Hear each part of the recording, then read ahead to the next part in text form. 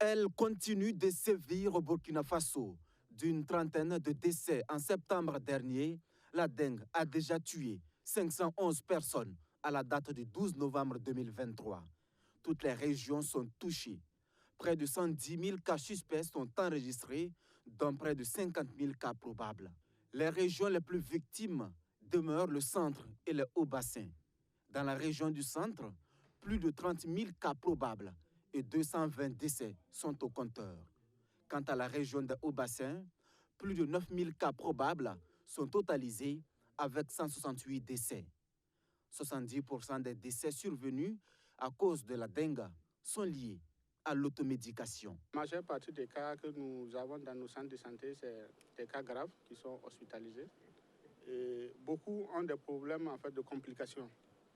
Ces complications sont liées soit entre autres à l'automédication ou en fait à la phytothérapie que les gens sont, en fait, consomment de façon abondante et ça crée des problèmes de complications au niveau rénal, au niveau hépatique. Et c'est ces patients qui sont majoritairement hospitalisés dans les centres de santé et qui malheureusement certains parmi eux décèdent. En dépit de tout, la situation est sous contrôle. L'État, à travers les acteurs, se sont déployés. Le Chorus, révélé pendant la pandémie de Covid-19, est encore à la tâche depuis fin août 2023. Ce sont les actions conjuguées qui ont abouti à la gratuité des tests de diagnostic relatifs. À ce jour, le pays dispose suffisamment de TDR car tous les stocks sur le territoire ont été réquisitionnés par l'État. Face donc à ce que certains qualifient de rupture des tests diagnostiques dans les CSPS, le Chorus s'explique. La première raison, c'est surtout le problème de maîtrise du technicage. Parce que l'interprétation des tests TDR dengue est un peu complexe. De peur que les gens ne déclarent de façon négative, déclarent positif un patient alors qu'il n'est pas. Voilà, a amené en fait, à restreindre en fait, la disponibilité dans les centres où nous disposons de techniciens capables en fait, de faire un bon technicage.